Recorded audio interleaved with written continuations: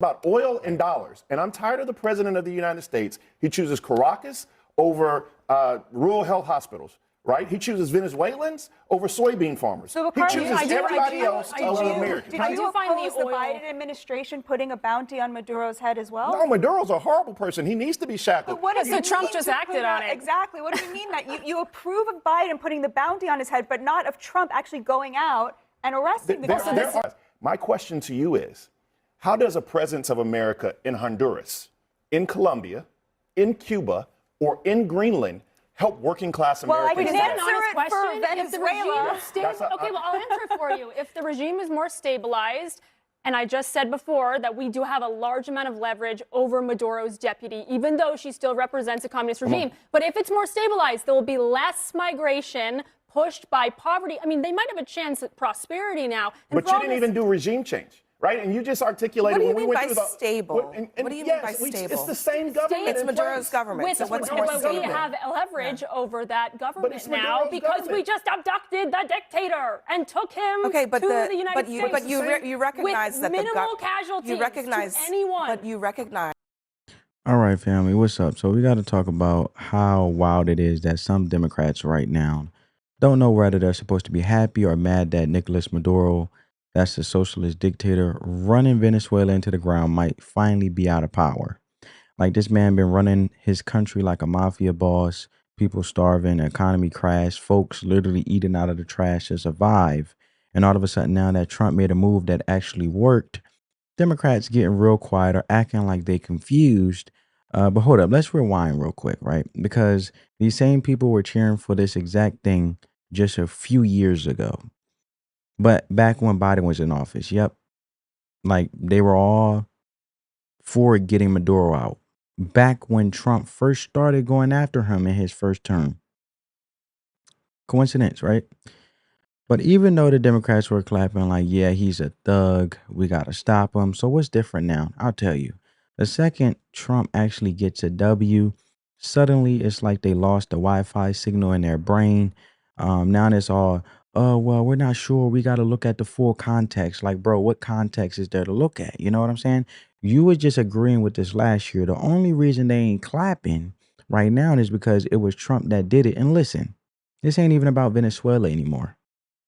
This is about pride, ego, and politics over common sense. And think about it like this.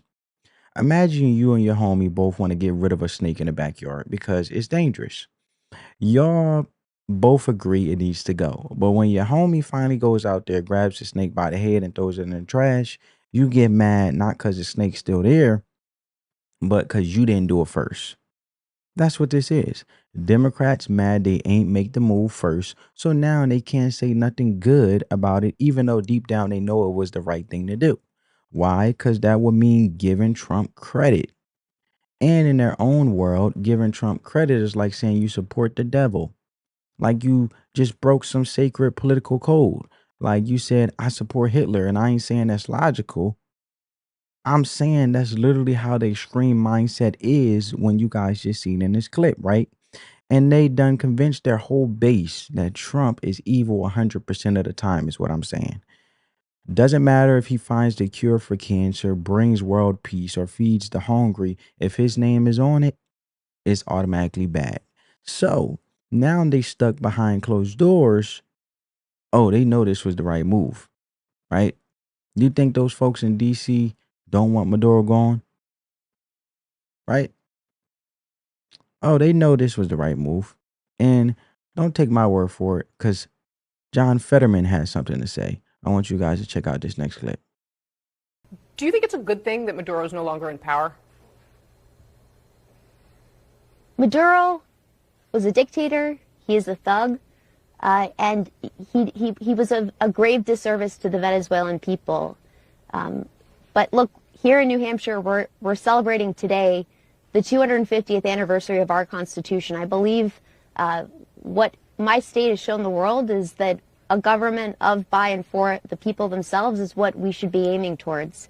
I don't know why we can't just acknowledge that it's been a good thing what's happened. I mean, I've seen the speeches from whether it's Leader Schumer or kinds of past tweets from President Biden. We all wanted this man gone, and now he is gone. I think we should really appreciate exactly what happened here. Now, remember, we all Democrats years ago wanted to eliminate him, and why have a bounty of $25 million if we didn't want him gone? Why would you do these things if you weren't willing to actually do something other than harsh language? Let's remember, 8 million Venezuelan were displaced and mass chaos. And now they were shipping drugs to our nation as well, too. So for me, it's like, why, as a Democrat, we can't just acknowledge that it was successful? The Democrats, they can't say it out loud because the base will turn on them. The Twitter mobs, the activists, the radical progressives, they'll call them traitors, sellouts, Trump lovers, all that. So now they're sitting there looking goofy, trying to act neutral on an issue they already picked a side on years ago. And this right here, this shows you how broken politics is. It's not about what's right anymore. It's about who did it. If the other side did it, even if you agree with it, you got to act like it's evil just to keep your team happy. And this is where it's politics over country. It's like the sports fans, right? You ever seen someone try to praise a rival team? Never. Never does that happen. Even if they play was fire, they'll act like it didn't happen. That's what this is. And honestly, it's embarrassing. Because at the end of the day, we're talking about a country suffering under a real dictator, not some Twitter beef. But politics is so tribal now, so emotional, so wrapped in image that people can't even admit when something good happens, even if it came from the wrong person, quote unquote, wrong person. That's how lost the game is, right? And taking it a step further, these leftists are literally a comedy show at this point, because it's like watching political stand-up in real time. You got people like Kyle Kalinske, and I'm gonna show the clip in a second. And look, I'm not trying to be rude, but bro might be one of the densest people alive when it comes to reality, out here seriously defending the Venezuelan elections like they were legit. Like, for real, Venezuela, the country where millions of people, and I'm talking actual human beings, not internet bots, have fled for their lives just to survive. Yeah, that's the one.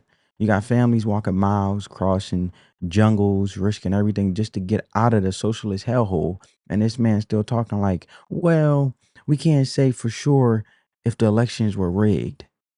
Bro, what? Like, that's like looking at a burning house and saying, well, we don't have no definite proof that there's a fire. Like, come on, man.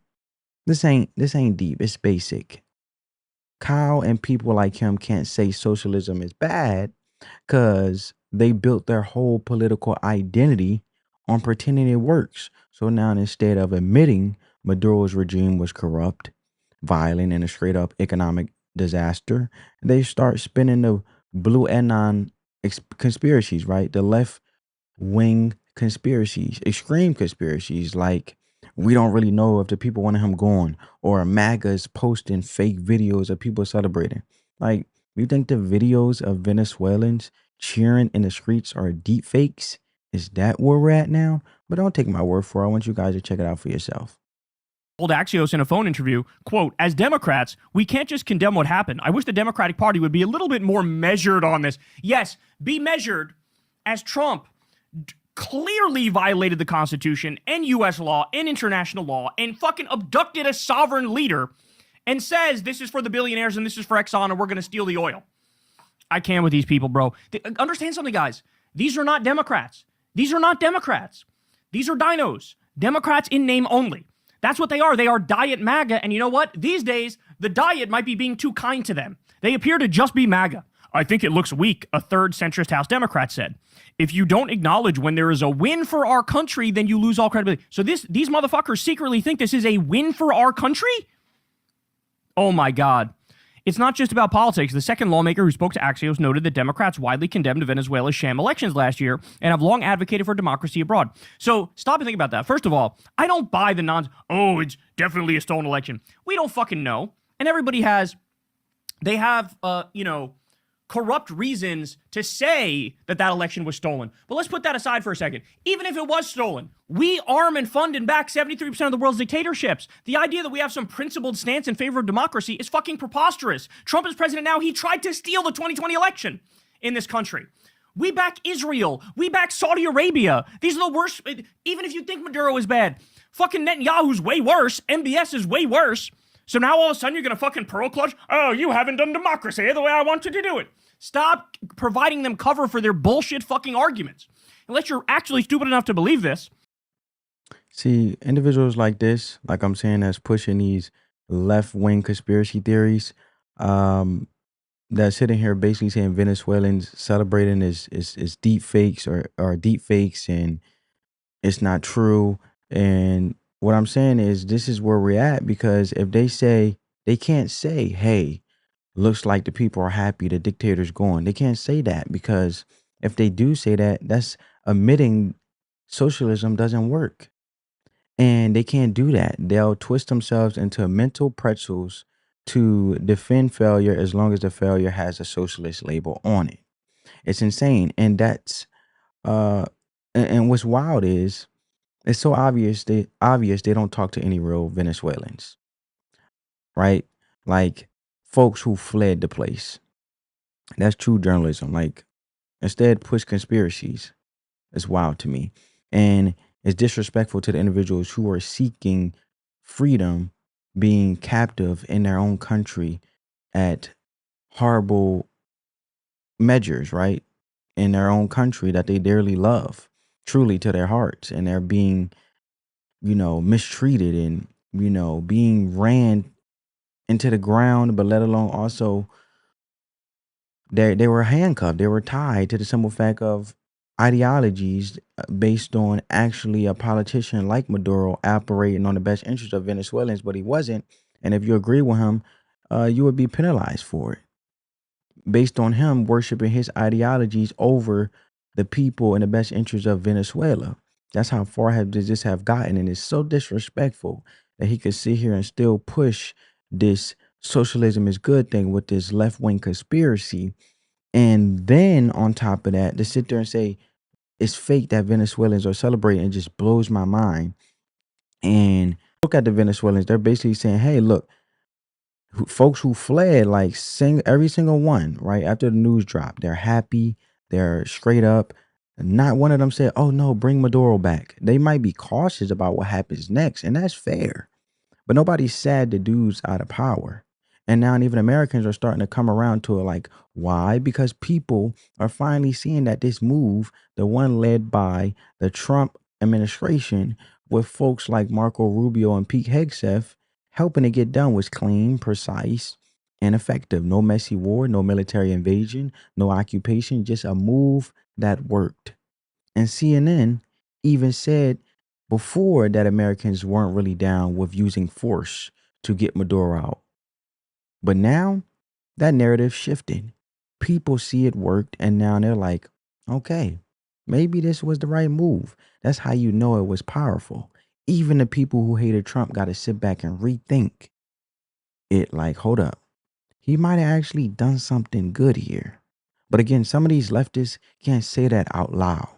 They literally defend a failed dictatorship before giving Trump a dub. And that's where we're at.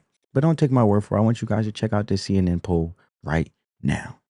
Really surprised if this turns out to be a positive for Donald Trump, or at least support for this operation. Why? U.S. military ousting Venezuela's president beforehand. Look at this. 47% opposed, just 21% of Americans favored. The unsure was higher than the favor, 29% versus 21%. And get this, just 39% of Republicans favored it. People are saying, oh, this could be a wag the dog moment. I have to ask, which dog are they wagging the tail of? Sometimes these numbers change when an operation is seen as successful. Several days later. Okay, U.S. military ousting Maduro. Pre-ousting, what you saw was the clear plurality of Americans opposed at 47%, just 21% support. Come over to this side of the screen. After the ousting, look at that. the support through the roof. Now we're talking about 37%, well within the margin of error right here of the opposition, 38%. It turns out Americans like what they deem to be successful foreign policy operations. And in this case, they view the ousting of Maduro, at least up to this point, as a successful one, and therefore the support way up. Yeah, before underwater, now basically even. What about the idea of putting Maduro on trial here in the United States? Yeah, you know, part of the reason why I think that the success number is way up, and you saw it here, what was it? It was 26 points in favor of opposition, and now within the margin of error, is because they simply don't like Nicolas Maduro. And in fact, they believe that he should be on trial for drug trafficking. Look at this, 50% of Americans favor compared to just 14% who oppose. So there are very few Americans here who oppose it. Even among Democrats, the opposition number is below, get this, just 24%, is below 25%. So this is something that unites Republicans. It divides Democrats. And at this particular point, support for the operation way up. And in terms of those who favor the drug trafficking trial for Maduro, that is a clear plurality. Yeah, it doesn't really even divide Democrats on the idea of a trial. They all seem to support it by and large. Only 24% oppose it for Democrats. So you heard that, right? Now, let's really break down what's happening here in plain English. And it's real simple. The American people saw that the Trump administration pulled off something that was clean, smooth, and get this, actually worked. A successful military operation, 0 American casualties, and the mission completed. And we got the man we wanted, Maduro, the same dude who had been stealing elections in his country, locking up journalists, starving his people, and crushing anyone who dared to speak up. That guy. And Trump's team ran up, handled business, and now he's out the picture, or at least being brought to justice.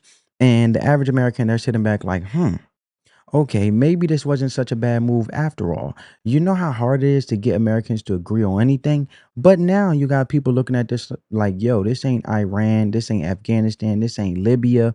This might have actually been done right. And I get it. Folks were skeptical at first. Everyone was bracing for some big collapse, some chaos, thinking Venezuela was going to fall apart overnight. You had people screaming, oh no, this is going to be another endless war. But let's keep it a buck. Has Venezuela collapsed yet? Nah, the place is still standing. People are still living. And guess what? For the first time in years, some of them actually have hope.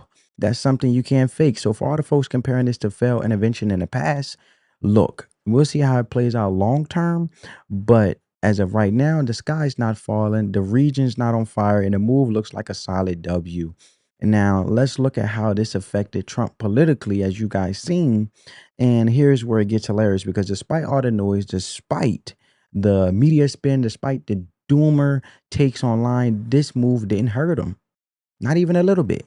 You would think taking bold military action would throw a wrench into debates or shake up support, but nope. Surprise, surprise. Trump's base still rocking with him. Even folks who aren't hardcore MAGA are starting to come around on this one, because whether you love or hate the guy, real people respect results. And this one, this was results straight up. So yeah, let's go ahead and dive into what this means politically, because this wasn't just a foreign policy win. This might have just shifted the game. And I want you guys to see it. And here we go right about now.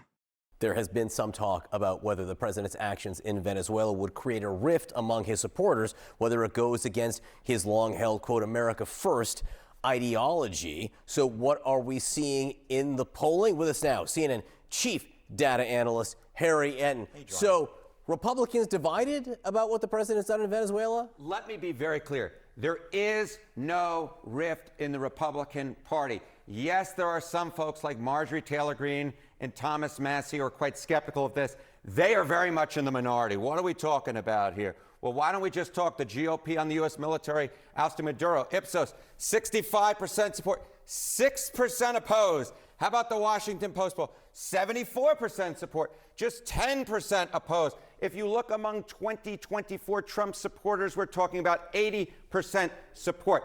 The vast, vast majority of Republicans are with Donald Trump on this issue. Massie and Marjorie Taylor Greene are very much in the minority. Very few Republicans are with him. You say they're with him on this issue. Do you even need those words, this issue? No, I don't need the words, this issue, because the bottom line is this. Donald Trump has had an iron grip on that Republican base for a long period of time, and it is the same iron grip that he had 6 months ago. I know every so often people are trying to say, oh, I spot these little rifts in the Republican base. Oh, you know, they're finally starting to break. They're starting to break from Donald Trump. It ain't happening, at least when it comes to the approval rating. Look at this. 84% 6 months ago, 85% now. You don't have to be a mathematical genius to know 85% and 84% are basically the same number. In fact, 85% is 1 point higher than 84%. Show me iron grip again. Good. Grip strength, very important for people. And this right here, family, is where we really got to open our eyes and understand the motives, right? This is where people really are understanding now and opening up and waking up to the reality of, look, you got two main groups you need to keep your eye on. First, you got the socialists, right? And these far left types who secretly want MAGA voters. Yeah, people like you to support socialists. Sounds crazy. It's not. They know they can't win in a straight up debate, so they try to gaslight you. They try to gaslight the right specifically into supporting isolationist nonsense so their guys can slide through the back door and take over global influence. And then on the other side, you got these right-wing doomers, bitter folks who hate Trump more than they love America, and their whole brand is division, right? Being divisive. And that's it. They only feel powerful when the movement's fractured and fighting itself. Because if MAGA is united, these doomers are irrelevant. And they got no popularity, no voice. So their goal is to stir the pot and create chaos and make it look like Trump's losing support. But here's the thing. He's not. And the base hasn't abandoned him, not even close, as you guys just heard. And all that noise you see on X, all these Trump is done posts, pure cope. It's not real. Go look at the actual numbers as you guys are seeing right here on the screen. The support is still strong. Why? Because real MAGA voters, actual America first patriots understand what the slogan really means. It doesn't mean America hides in the basement. It doesn't mean let the world burn while we stay out of it. That's dumb. That's weak. America first doesn't mean America retreats. That ain't leadership. That's cowardice. You think it's smart to let Russia and China creep into our back door, make deals with other countries like Venezuela, push the drugs through the border, and destabilize the Western Hemisphere? Nah, bro. And that's not putting America first. That's leaving the door wide open for your enemies. And Trump supporters get that. We know that being strong abroad protects us at home.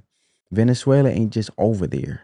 When Maduro was in power, it led to millions fleeing their country. And guess where a huge chunk of them ended up? Right here in the United States, showing up at our southern border. So yeah, getting rid of Maduro isn't just about helping Venezuela. It's about stabilizing our own border. It's about stopping the flood before it even starts. Smart foreign policy isn't just dropping bombs or starting wars. It's knowing when and where to apply pressure so that America stays on top. As they get older. Now, one of the people who's been central to this operation from the beginning, central to the policy in this entire region, is Secretary of State Marco Rubio. How has interest in him been affected over the last few days? Yeah, one of the ways you know that the Republican base is with the president on this issue is look at those who are, in fact, President Trump has delegated to be at least very much in charge. Just look at this. Google searches for Marco Rubio up 575% from last month. We're talking about the second highest since he ran for president back in 2016. You know, we spoke about it last hour, how the American people view this at this point as a successful operation, considerably more so than did prior to the operation, backing, in fact, the ousting of Maduro. We now, of course, see as well that success is being pushed onto Marco Rubio as well. And so the question is, why is this man smiling? What are the prediction markets saying about his chances to be the next Republican nominee? Yeah, take a look here. I mean, Marco Rubio's chances to be the 2028 presidential GOP nominee. 30 days ago, it was 8%. Look at that, more than doubled, now up to 18%. It's him and J.D. Vance in a two-person field at this point. Marco Rubio definitely getting the fruits of the Venezuelan operation. Doubled in a week. All right, Harriet, and thank you very much for that. Joining me now. All right, family. So there you have it. You guys seen it. And that's what it's about, man. America stays on top.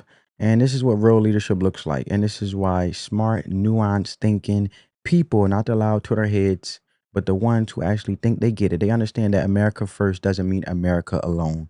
It means handling our business, protecting our turf, and not letting enemies run wild in our backyard, plain and simple. And when you look at all this thing, because he talked about Marco Rubio, yeah, as it should go up. If you guys seen right here of the approval rating for Marco, um, this should be 100% on Trump's record, and especially on Mark Rubio's shoulders, because this was his brainchild, right? And let me be real with you for a second. I fully trust Marco Rubio when it comes to foreign policy now, like for real, because he's starting to earn major respect, honestly, and I think he needs to start seriously thinking about running for president. Seriously, he's showing a kind of leadership, decisiveness, and strategic mindset that makes you go, okay, this dude get it. This dude gets it. And I really believe that if he ran, he'll have major support. Like the base would show up for him. The man's proven that he's competent, and in this political landscape, that's a superpower, right? But hey, maybe he doesn't need the top job right away. Maybe he just stays Secretary of State forever, because the way he's moving right now, he's dominating in that lane. And that's the bigger picture here, right? Or the bigger point. What we're seeing from Trump's second administration when it comes to his foreign policy team, his military choices, and even his broader leadership picks is one thing that's been missing in the game for a while: competence. Straight up, no nonsense, know what you're doing, handle business competence. And that's what this team is showing. And let's not forget, we came from the chaos of the Biden administration where we were watching the Afghanistan withdrawal turn into an international embarrassment. We had people dying, allies losing faith, and the U.S. looking weak. And now we're out here executing flawlessly military operations that even experts didn't think could happen. Pete Hegseth, yeah, the guy that they said was unqualified, turns out he's winning. He's out here winning, running high stakes, running high stake ops and knocking them out the park. And it just proves that all that talk from the media about incompetent Trump leadership was complete garbage.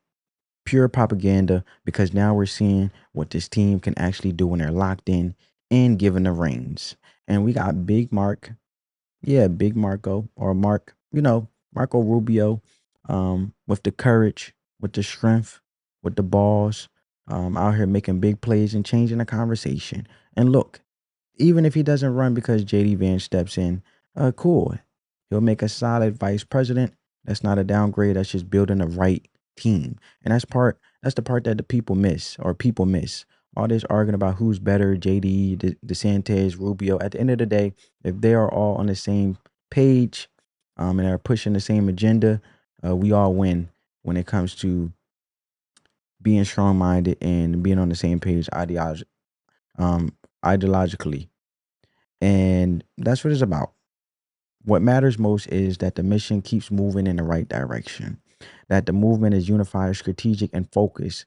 And all I'll say, and I'll say this right now, Trump's second administration, foreign policy wise, already looking stronger than his first. The results speak for themselves.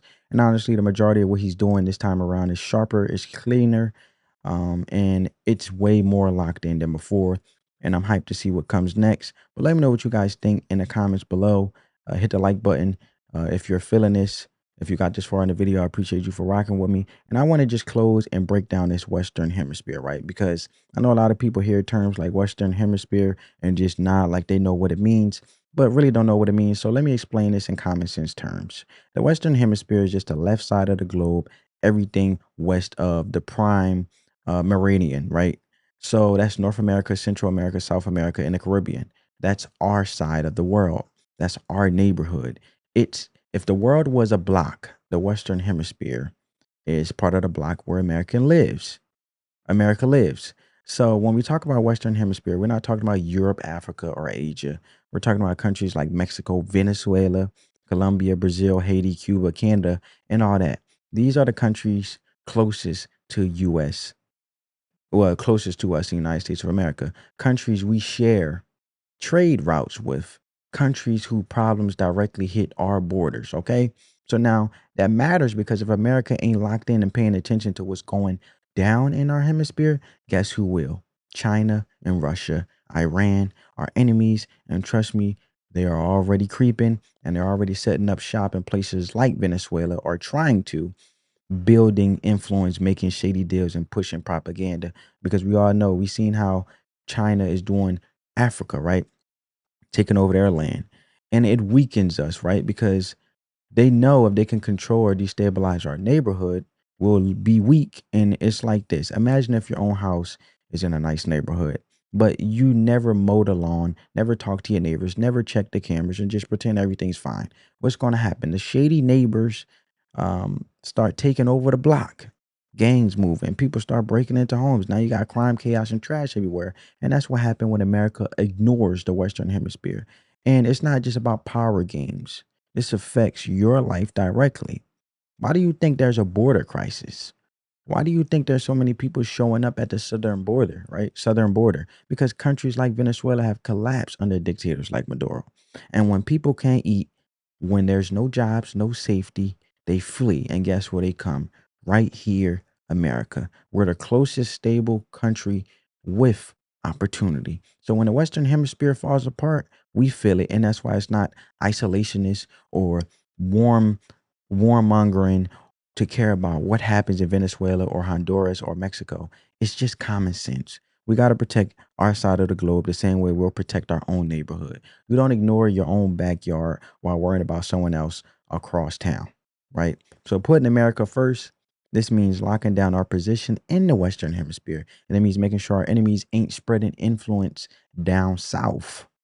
It means helping stabilize key regions so we don't get flooded with migration, drugs, or cartel violence. It means understanding that foreign policy and domestic safety go hand in hand. That's why it's not empire building or interventionist to deal with these issues. It's actually self-preservation. That's what real leadership does. And I'm going to leave it there, family. Hope you guys enjoyed this video. I'll catch you in the next one. Peace.